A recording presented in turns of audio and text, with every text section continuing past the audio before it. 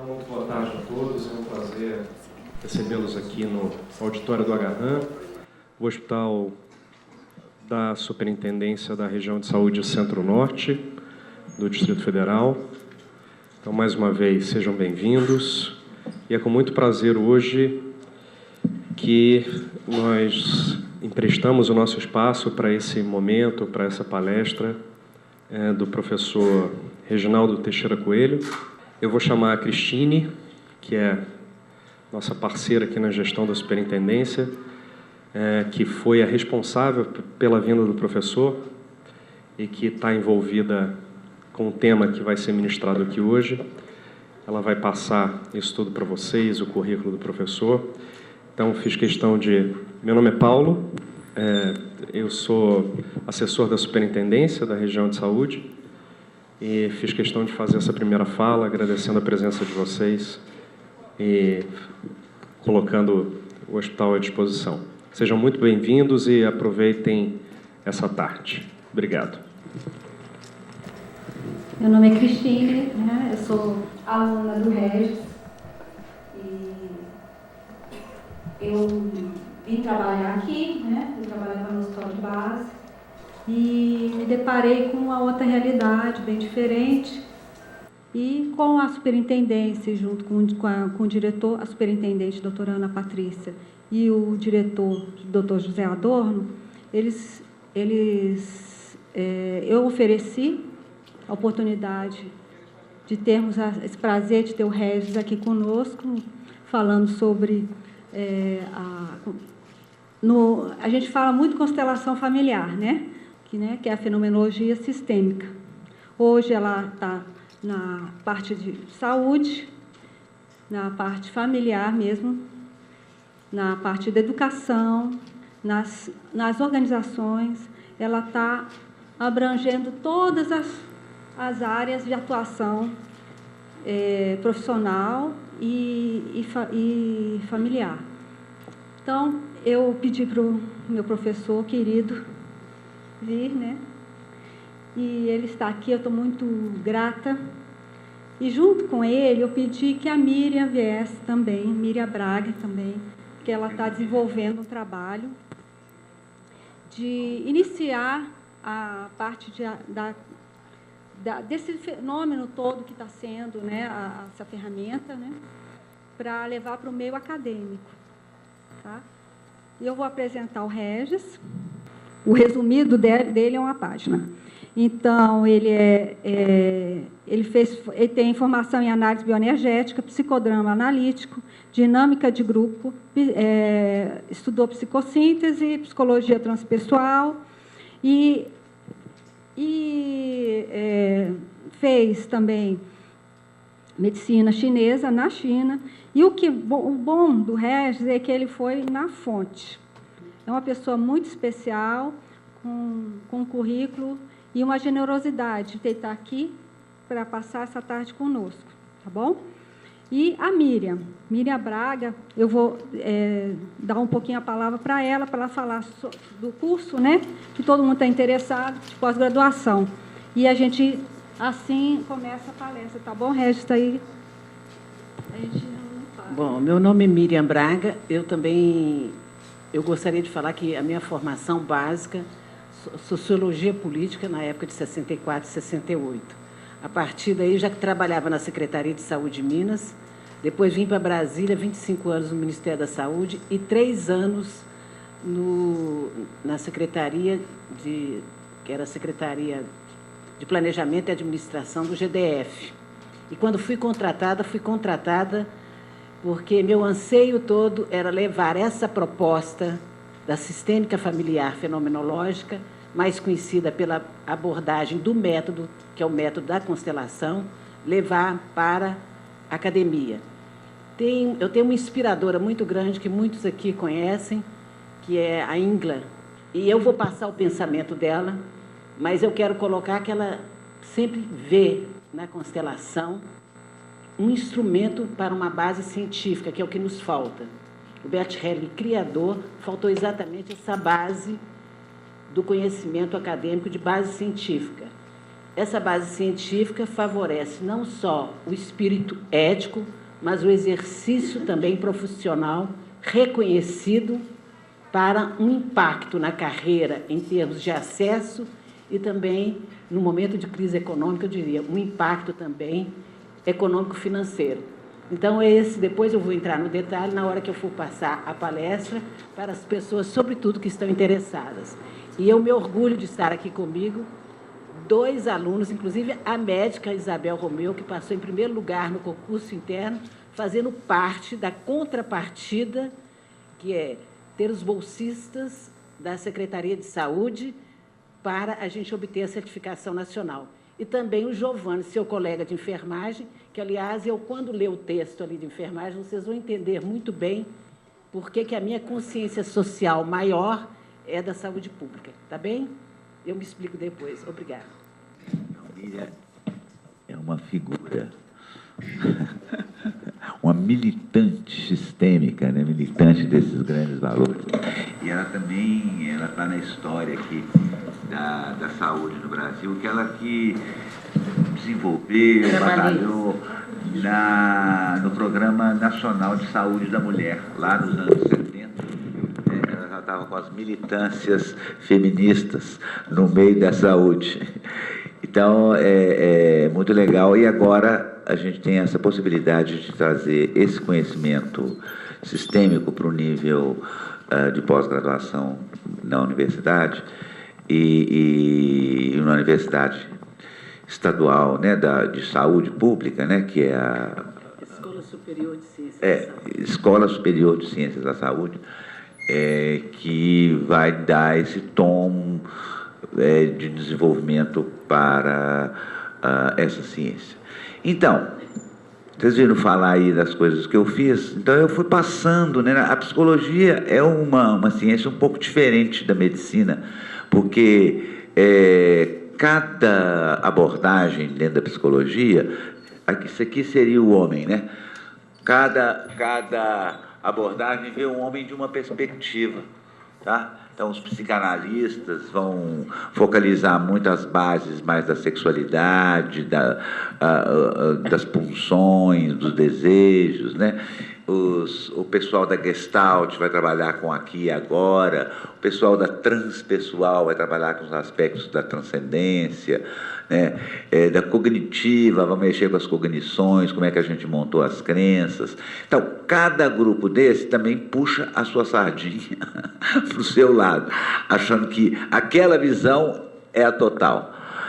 Uma visão total de qualquer assunto deveria contar com 7 bilhões de habitantes do planeta. Então, ela seria uma visão total. Então, e também dentro da própria ciência como um todo, nós fomos passando por vários estágios, né? Ou melhor, várias maneiras de ler, entender e compreender os fenômenos da natureza, né? Então, a maneira de observar esses fenômenos. Começamos lá há 400 anos atrás, quando a ciência estava se organizando nas primeiras universidades, né? Pisa, Bolonha, Sorbonne, Heidelberg, etc. Então, o conhecimento estava todo focalizado na mecânica, né?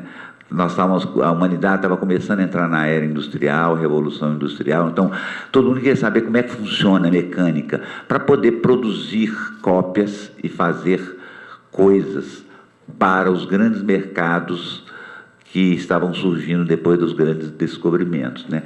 As Américas, o Oriente. Então, esse conhecimento mecânico ele floresceu mais. E nos ajudou muito de entender como funcionam as coisas. Então, a fisiologia, a anatomia, todos esses aspectos se desenvolveram muito à medida que a gente foi entendendo como funcionam esses aparelhos no nosso corpo, esses sistemas. Logicamente, todas as coisas que não dava jeito de explicar mecanicamente foram colocadas na caixinha preta, ou seja, alma, psiquismo, sentimento, cognição, fora. Ficamos só com as coisas observáveis, né? Aí, quando, no final do século XIX, Einstein postulou a teoria da relatividade, fez um maior salto que a gente teve. Depois de Einstein, tudo aconteceu, quando ele foi mostrar que matéria e energia se tratavam da mesma coisa. Parecia assim, que matéria era um trem aqui duro, e energia uma coisa que vibrava, assim. Não.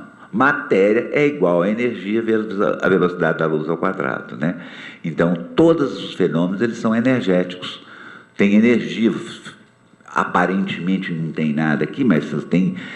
Os átomos todos dessa madeira estão vibrando, então, com fenômenos energéticos. Ele vem mostrar isso, e dali a gente teve um salto energético. A energia elétrica, a energia quântica, a energia solar, tudo compreendido dentro desses princípios, e o século XX foi o século onde nós pudemos utilizar a energia de diversas formas, a energia atômica, né? Até então, no século XIX, era lamparina, vela e, no final, começou o gás. Em 100 anos, nós já estamos hoje falando de lasers, energia solar, energias cósmicas, um monte de coisas que a gente não usava, né? E o mundo hoje é controlado pelas grandes multinacionais que dominam os processos energéticos, ou seja, o petróleo, né?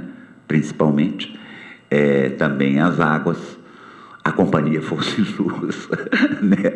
A energia atômica, né? Então, esses grandes trustes de multinacionais que controlam a humanidade pelo vício que nós temos da energia. Nós ficamos viciados na energia do petróleo, então nós estamos escravos disso. Já poderíamos estar dirigindo carros solares, carros, até a água, se a gente quisesse, mas não, nós estamos todo mundo, o sistema industrial dominado pelas essas multinacionais, que todas elas, por acaso, vêm do hemisfério norte, né? Elas têm dominado o planeta, escravizado numa espécie de monopólio, né? E a gente está vendo o que está acontecendo, né? Quanto mais monopólio, mais autoritarismo em comandar coisas, mais aparece também o terrorismo. O terrorismo só aparece quando existe absolutismo. Quando é que apareceu o terrorismo a primeira vez, assim, clássico? Foi na época da Revolução Francesa, né? Onde os luíses tinham o poder absoluto sobre tudo, vida e morte das pessoas. Né? Os nobres dominavam. Aí apareceu a classe média, que fez uma revolução, a Revolução Francesa, né?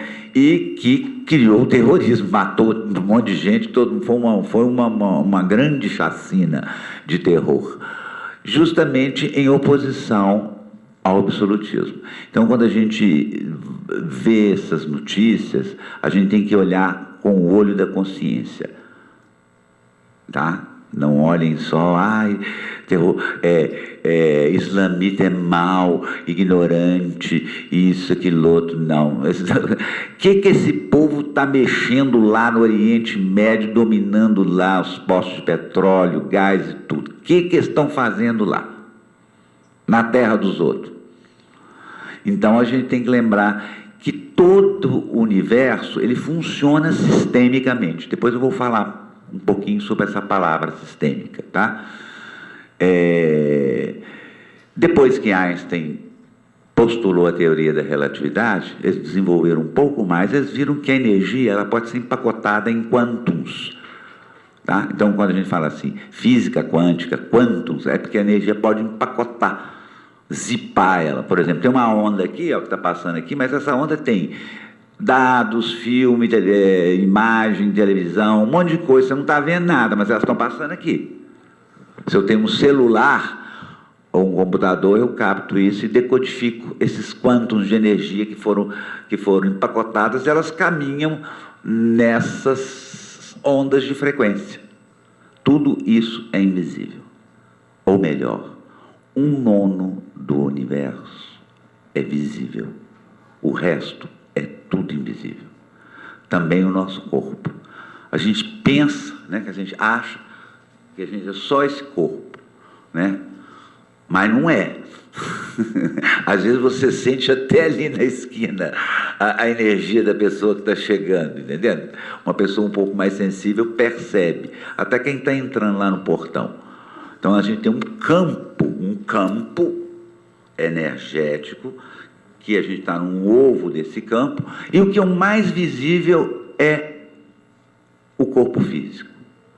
Quando, há 110 anos atrás, Freud, quando estava postulando os princípios da psicanálise, e eles conseguiram fazer um mapa de como funciona o comportamento humano, um mapa de como funciona o nosso ego, né? Eles começaram a estudar como é que funciona a imagem que nós temos de nós mesmos, como é que funciona a nossa psique.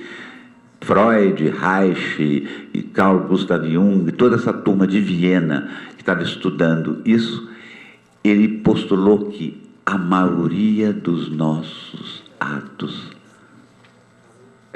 são movidos por forças inconscientes.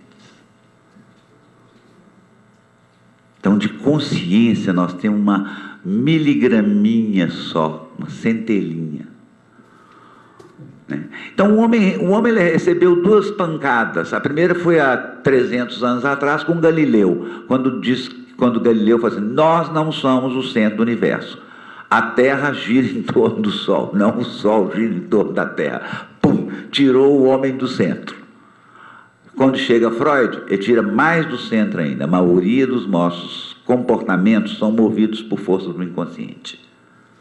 E é disso que nós vamos trabalhar aqui, falar como hoje o mapeamento dessas forças do inconsciente já avançou bastante. Não só pelas pesquisas sobre a consciência, mas também quando a gente começou a compreender os outros povos do planeta. Para vocês terem uma ideia, na língua hindu tem 60 palavras para definir consciência. Em português nós só temos uma, consciência. Em inglês nós temos 2, awareness e consciousness. Em italiano tem 2 também, tem consciência e consapevolezza. Em sânscrito tem 60. Em tibetano tem 80 especificações de tipos de inconsciência. Esse povo que ficou lá sentado meditando, eles desenvolveram um conhecimento do espaço interno muito mais do que nós. Nós estamos tão atrasados a respeito disso. E puxado por isso, eu fui muito ao Oriente, fui mais de 7 vezes na Índia, 3 vezes na China, acabei estudando acupuntura e medicina chinesa, né? E fiz um grande treinamento em Pequim, no Beijing College. Também na Índia, fui em diversos centros de medicina ayurvédica, a medicina que provém dos Vedas, o sistema cosmogênico de 10.000 anos atrás. Em síntese, 3/4 da humanidade se tratam com as medicinas das grandes tradições da humanidade e vivem muito bem. Eu fiquei impressionado com a China, o grau de saúde do povo e o grau. Eles trabalham muito com a prevenção. Qualquer coisinha, você vai no hospital de 8, 10 andares, faz acupuntura, uma gripezinha, uma dorzinha. Então, as pessoas não chegam a ficar toda detonada, como já chega no hospital faltando o rim, arrebentado o fígado, o pulmão todo dilacerado. Não, porque eles trabalham desde cedo. Custa R$5 uma consulta na China de medicina chinesa. Então todo mundo frequenta, e em cada bairro tem um médico que é responsável por aquela zona.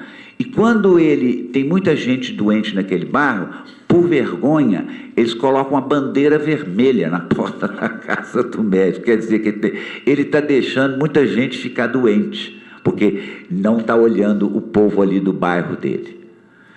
Isso funciona lá tem 1,5 bilhão de pessoas e tem uma qualidade de saúde de excelência, né? E eles só usam da nossa medicina 5%, que são os antibióticos. O resto é tudo deles. Também nos hospitais, a gente estudou nos hospitais, né? A gente tinha a prática nos hospitais e tinha as aulas no Beijing College. os funcionários dos hospitais também se tratam o tempo todo. No último andar, geralmente, era reservado para a equipe daquele hospital, onde tinha massagem, acupuntura, shiatsu, moxa, tai chi chuan, né? E também ficavam lá os médicos que eles chamam médicos-deus, que não tocam mais na pessoa, eles só movem a mão assim e mexem com a pessoa inteirinha. Os médicos de Qigong, eu vi com os meus próprios olhos, eu chorei 1 hora seguida, porque era tão forte ver isso dentro de um sistema hospitalar. Quer dizer, é uma medicina que não está envolvida e presa ao sistema da indústria da doença, né? Infelizmente, na sociedade industrial ocidental, a doença virou uma indústria. Vocês sabem disso mais do que eu, né? E, às vezes, um hospital parece muito mais um lanterneiro, uma oficina mecânica, do que um lugar da cura como um todo. Porque não dá nem tempo, é tanta gente, amarra daqui, põe dali, põe balão, é tudo muito... E não tem aquele clima, né, da saúde, aquele clima que está ligado com as forças da natureza, né? Então, uma sugestão para os nossos centros de cura e os hospitais que desenvolvam um andar, né, um departamento para as medicinas alternativas, né, e colocar isso primeiro para as pessoas que trabalham no hospital, porque é uma pauleira, falar a verdade, ficar o dia inteiro no sistema médico, e tudo é para ontem, é de urgência, de emergência. Então, chega no final do dia, você está aos cacos.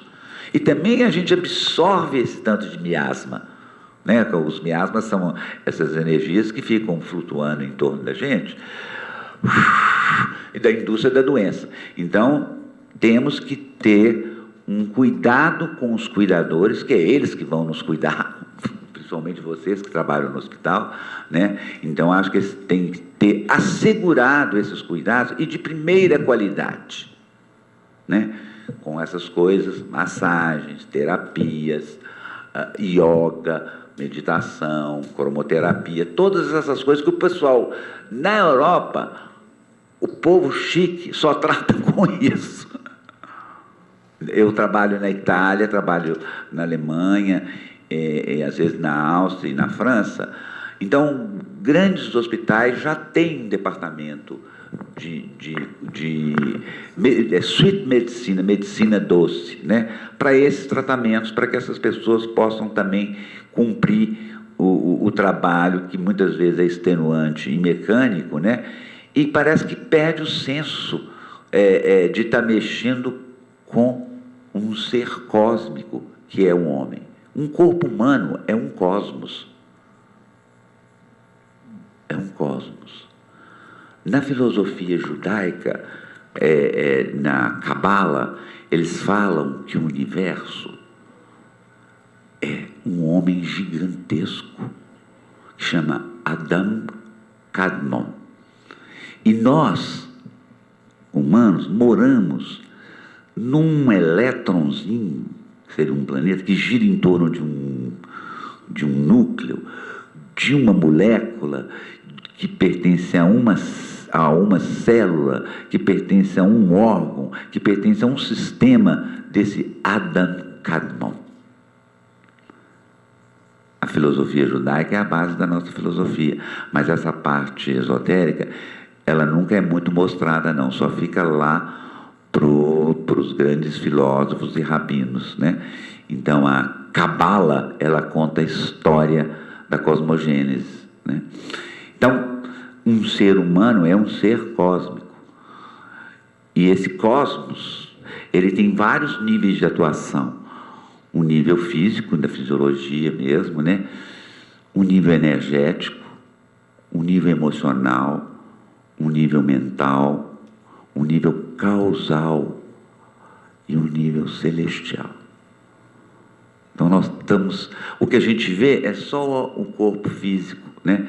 Os outros a gente percebe por uma série de sinais que são dados no próprio corpo físico. Então, o corpo físico também é uma maravilha, porque ele reflete todos os outros níveis. Se você conseguir entender o que está se passando ali no físico, né? Eu faço parte de uma escola de uma tradição da leitura corporal, que na realidade a origem dela é dos essênios. Os essênios eram aqueles povos do Oriente Médio que eram quase todos médicos. Eles eram os remanescentes das asclépias gregas, como Delfos, Cos, onde Esculápio, o pai da medicina, exercia o trabalho dele, era numa asclépia, que eram esses lugares que eram geralmente junto com as termas, águas termais, né? E tinham templos. Você vai chegar em Delfos, vocês vão ver isso. Tem um templo para Dionísio, o deus do prazer e do corpo. Tem um templo para Apolo, o deus da beleza e da ciência. Você vai primeiro, a pessoa no equinócio de primavera, os doentes, todo mundo que ia tratar lá, acampavam fora do grande oráculo, né? Dali eles faziam as ofertas para Dionísio e para Apolo. Depois eles iam tomar os banhos das águas termais e à noite, junto com os sacerdotes e as pitonisas, todos faziam numa sala, assim, um salão, eles tomavam uma bebida psicoativa que chama Eleusis, o mistério de Eleusis, que Platão tomou, Sócrates tomou, Aristóteles tomavam Eleusis. E quando eles bebiam essa bebida, as pessoas entravam numa viagem e cada um ia ver como que fez a doença em si. Por que a doença chegou a somatizar no corpo, né? E as pitonisas e os sacerdotes ajudavam aos clientes a decodificarem essa viagem, porque tinha música, passava a noite inteira nessa viagem, né? Ela é feita de plantas psicoativas, como o LSD. O LSD não é uma planta, mas vem de uma planta, vem do esporão do centeio, né? Mas a psilocibina, os cogumelos, a mescalina, todas as culturas, as grandes culturas da humanidade, tinham substâncias para abrir a consciência. Todas. No Egito, na Grécia, nos índios brasileiros, nos japoneses, na China, justamente para ampliar o campo da consciência, que eles chamavam os remédios para a alma, tá? Ampliava o campo da consciência e conseguiu entender a formatação do universo fora da dimensão só da terceira dimensão. No dia seguinte, os sacerdotes ajudavam as pessoas, depois tomavam mais banhos, e eles davam algumas substâncias do herbário, que era os remédios, que eram feitos de substâncias de ervas, ou às vezes minerais ou vegetais. Então as pessoas tomavam os remédios para remediar as situações de desequilíbrio. Às vezes era um desequilíbrio entre uma crença e uma emoção. Às vezes era desequilíbrio entre partes nossas. O nosso ego, o nosso eu, ele é todo facetado em partes. Eu tenho aqui, vocês estão vendo o psicólogo falando, mas eu tenho um marido, eu sou amante, eu sou um vagabundo, eu sou homem, né? Então eu tenho várias outras coisas além de ser o psicólogo. Mas muitas vezes as coisas começam a brigar dentro da gente, né? O psicólogo está brigando lá com o marido, né? Aí o amante está brigando com o marido, entendeu? E cria, às vezes a briga é tão feia, você somatiza ela, você não aguenta viver ela no emocional, e o corpo é de uma maravilha tão grande que faz a crise emocional ou conflito emocional ir para o soma, porque eu não estou aguentando lidar com aquilo. Então me alivia um pouco a minha emoção, eu consigo trabalhar, fazer minhas coisas, mesmo tendo um conflito interno, mas aí eu vou ter uma dor de barriga, ou um problema de fígado, ou um problema pulmonar relacionado com aquele conflito. Então, para nós, dentro do plano sistêmico e do plano holístico, saúde e doença fazem parte da mesma moeda. Não tem jeito de você separar. Então, não tem ninguém que tem saúde forever, para sempre, e nem gente que fica doente para sempre, né? Então, a saúde e doença fazem parte de uma dinâmica, né? De uma dinâmica sistêmica. Então, o movimento disso é a vida. A vida é saúde e doença, né? Então, vocês trabalham aqui no fronte de, às vezes, lutar contra as doenças, né? Ou às vezes tentar sanar, ou até sedar, ou acalmar. Mas tem sempre uma mentalidade um pouco de querer extirpar, como se a doença fosse um demônio ruim que estivesse na gente. Não. Às vezes a doença é extremamente elucidativa. Só adoecendo que você pode enxergar determinadas coisas. Vocês sabem muito bem disso, porque muitas pessoas que passaram por problemas severos, elas depois mudam tanto, né? Então, cada doença tem um propósito. Esta que é a matéria básica do curso de leitura corporal e dessa escola que eu pertenço, né?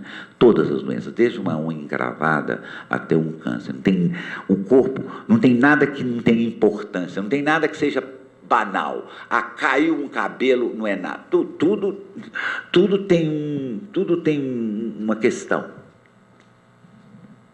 né? Então, a gente vê... Então, a gente, quando começa a enxergar que a gente está trabalhando com uma coisa tão maravilhosa, que é o sistema humano, e não perder a dimensão holística, né, do todo que ele é, aí tem sentido. Mas quando a gente começa só a trabalhar como se fosse lanterneiro para reparar amassado, a gente fala assim, mas o que eu estou fazendo aqui? Que falta de sentido. A gente vai perdendo o sentido daquilo que a gente está fazendo, né? Então, chamar nós todos, profissionais da saúde, para olharmos o que a gente faz e o corpo humano e a natureza com um pensamento holístico e sistêmico será o caminho, é o caminho. Infelizmente, meus queridos, você olhando a história da medicina ocidental, em 1910, o velho Rockefeller, sabe o que ele fez? Ele quis investir a grana dele numa indústria que estava nascendo, a indústria química e a bioquímica. Ele investiu isso lá. E, junto com a equipe dele, eles montaram o que a gente chama de hoje de associação médica, que era só para ver os interesses dessa indústria. Acabaram com a homeopatia, acabaram com a osteopatia, acabaram com a farmácia galênica. Meu pai era professor de galênica na UFMG. Eu vi ele sendo acabada e destruída pela alopatia. E a humanidade vivia até então. A humanidade não vive só por causa da bioquímica. Ela vive por causa das ervas. Como é que os antigos chegaram aqui até hoje? Foi tomando melhoral? Né? Então, a gente tem que voltar um pouco ao conceito maior da nossa missão. E o conceito maior é um conceito holístico. Então, eu vou passar para vocês um pequeno filme que vai falar um pouquinho sobre o pensamento sistêmico. O pensamento sistêmico, como paradigma científico, ele se desenvolveu a partir dos anos 40 em Harvard, quando se juntou antropólogos, médicos, psicólogos, matemáticos, físicos, Margaret Mead, Brown, todo esse povo bacana que tinha no mundo estava em Harvard, num grupo chamado Grupo da Cibernética. Sabe o que eles estavam estudando? Como funciona a mente. E a primeira coisa que eles viram é que a mente não está alojada só no cérebro. E eles queriam uma ciência que tratasse a postulação do nosso mental, como funciona o sistema mental. A primeiro nome eles deram cibernética. Depois veio um grande biólogo austríaco, von Bertalanff. Vocês vão ver alguma coisa de von Bertalanff, que mostrou que a realidade básica de tudo é uma realidade sistêmica, que não existe nenhum fenômeno isolado. Nenhum fenômeno, você não pode isolar nada. Pode isolar assim, vou botar aqui nessa sala que não venta muito, não faz muito barulho, isolar de algumas variáveis aparentemente visíveis. Então, não existe nenhum fenômeno isolado. Não existe uma dependência total e nem uma independência. Todos os fenômenos são interdependentes. A interdependência é a realidade. E cada fenômeno, cada coisa, está dentro de sistemas mais complexos. Igual isso aqui, ó. Esse aparelhinho aqui está em cima da mesa, ele não pode existir só no ar, ele existe sempre em relação a alguma coisa que está apoiado. Essa mesa, por sua vez, está em cima de um tapete. Esse tapete está no chão de cimento. E esse chão de cimento tem a base comum, que é a terra. Quer o bichinho isolado? Não tem ele isolado. Cada elemento está dentro de sistemas cada vez mais complexos. Começando pela vida biológica. Uma célula é uma pequena tijolo anatômico que forma o nosso corpo. Né? Uma célula tem lá um intestino, um estômago, uma coisa que faz energia, tem uma pelezinha. Então é um ser vivo, né? Que tem uma certa independência ligeira, mas ela só vai existir enquanto estiver dentro do tecido dela. Você tira a célula, põe ela lá no outro lugar, daí um pouquinho ela morreu. E é interessante porque uma célula vive em conjunto com outras células iguais e que pertencem a um tecido de um determinado órgão. Esse órgão tem uma consciência maior do funcionamento dele, que a célula sabe disso e ela respeita essa ordem, o self daquele órgão. Quando uma célula maluca resolve falar assim, não, agora eu sou autossuficiente, estou nem aí para as outras, vou viver do jeito que eu quero. O que vai acontecer? O câncer. É uma célula que está vivendo, mas não respeita mais o self de onde ela está. E aí vai criar uma tumoração, aquela tumoração vai criar uma obliteração daquele órgão. Então os órgãos também estão ligados ao sistema que ele está ligado, ao sistema digestivo, ao sistema respiratório, ao sistema urinário. Todos os sistemas fazem parte desse sistema que chama corpo humano. O corpo humano, por sua vez, não pode estar isolado do mundo biológico. Está ligado com toda a biologia do planeta. Os animais, o sol, a lua, as estrelas, o ar e a terra. A terra é uma mãe. E ela tem uma consciência gigantesca. Chama Gaia. E ela controla, né, todos os fenômenos que acontecem aqui. Parece até que o homem é maior que a terra, né, gente?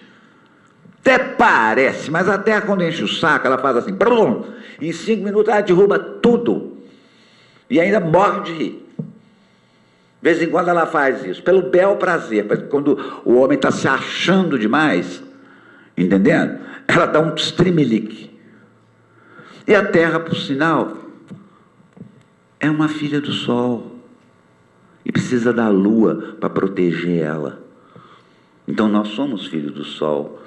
Eu sou filho do sol, eu sou filho da lua, eu sou filho do sol, eu sou filho da lua, eu vivo nas estrelas porque elas me acompanham. As estrelas são nossas também. Nós não estamos isolados aqui, caídos no porão do universo, não. Eu converso com estrela toda noite lá em Macacos. Sem minhas estrelas eu piro. Entendendo? Converso com um grilo, com percevejo, com aranha, e todos compõem a minha casa. Nenhum bicho me mordeu lá em casa ainda, hein? Eu moro numa casa de campo, no topo da montanha. Cobra entra dentro da minha casa, sai, eu peço licença para ela. Quando eu fico meio com medo, eu ponho com uma pazinha e falo, olha, minha querida, você vai ficar lá fora, porque eu ainda não estou acostumado com você. Elas somem dali. Então, estar assim, eu vivo em sintonia com toda a natureza, com a minha natureza, minha, entre aspas, porque isso aqui pertence à Terra. Nós estamos de aluguel nesse corpo, porque da Terra nós viemos e na Terra nós vamos. Parece até que esse tudo é meu. Mas não é não, é de empréstimo, né? Então, a Terra vai pertencer ao Sistema Solar, o Sistema Solar ao Sistema Galáctico, o Sistema Galáctico ao Universo. Então, nós estamos no Universo e nós somos o Universo. Quando a gente perde a noção disso, a gente quer morrer. Tá? Então, todas as grandes tristezas, depressões que a gente tem, é quando a gente perdeu a noção da unidade, né? Então, é por isso que a gente tem que fazer essas terapias, para lembrar a gente, né? Terapia chinesa não é só enfiar agulhinha lá no coisa, não, o negócio é complexo. Quando você está fazendo um shiatsu, apertando um ponto de uma pessoa, você está mexendo no canal energético que move aquela matéria. E lembrando que a energia move a matéria e a matéria nutre a energia. Esse é o símbolo do Tao. E nada podemos escapar ao símbolo do Tao, que é o símbolo básico, a coisa mais antiga que nós temos é a medicina chinesa. Matéria, a energia é representada naquele símbolo pelo branco, a matéria é representada pelo escuro, pelo preto, mas dentro do branco tem um buraquinho preto. Chama os buracos negros. Os buracos negros estão lá, não, está aqui também, tá, gente? Nós temos buraco negro para tudo lado. E dentro da matéria nós temos a energia. Então, essas duas coisas elas têm que estar interagindo. E nós nascemos disso, né? Quando um óvulo é fecundado pelo um esperma, aquela coisa parada lá que ia virar uma menstruação, começa a pulsar. E pulsa, e dobra, desdobra, vira uma amora, depois pega em si mesmo e vai fazer toda a vivência embriológica que nós temos. E nos 9 meses, a ontogênese repete a filogênese. Nós vamos repetir toda a história de vida do planeta nesses 9 meses. Nós vamos ser a amebinha do oceano primitivo, nós vamos ser selenterado, nós vamos ser répteis, até chegar ao Homo erectus. A ontogênese repete a filogênese. Então, quando a gente perde a noção dessa grandeza, principalmente nós que estamos mexendo com a saúde, a gente perde a noção da unidade, a gente começa a sofrer, a gente se deprime, a gente não vê sentido na existência. A existência não pode ser um tanto de parafuso apertando para lá e para cá para arrumar, não. Não pode ser isso. É isso um nível, mas vai além disso. Então eu vou pedir para passar o filme. Então o filme é feito pelo Bitego Montecucco, que é médico e professor da Universidade de Milão. Mas nesse filme vocês vão ver o Fritjof Capra, aquele que escreveu o Tal da Física. Todos fazem parte de um grupo que chama o Clube de Budapeste. Erwin Laszlo, que foi prêmio Nobel da Astrofísica. E também tem um filmezinho mostrando como que von Bertalanffy, esse que foi o pai da sistêmica, ele escreveu a Teoria Geral dos Sistemas, que é a base de toda a informática. É um biólogo que desenvolveu isso, né? Então, a Teoria Geral dos Sistemas é a base da compreensão dos fenômenos sistêmicos. A teoria não é teoria mais, hoje já é a sistêmica, é a maneira de você ler os fenômenos sistemicamente. Se tem um agressor, é porque tem uma vítima querendo apanhar. Se tem um ladrão, é alguém que precisa de ser roubado. Então, uma coisa atrai a outra. E dentro de nós, nas nossas facetas, nós temos o ladrão e também nós somos o ladrão também. E também somos aqueles que estão roubados. Somos roubados. Depende da faceta que você mostra. Por exemplo, a população brasileira adora ser roubada. Porque não toma conta das suas coisas. Então, prolifera em Brasília quadrilhas de ladrões. Agora chegou num ponto máximo. Quem sabe agora a gente vai falar, opa, todos temos que tomar conta das nossas coisas. Não deixa para os outros cuidar, não, que eles cobram caríssimo para cuidar.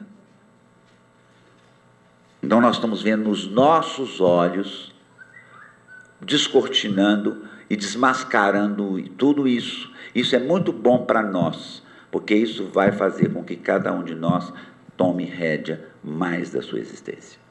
Ok, por favor, o filme.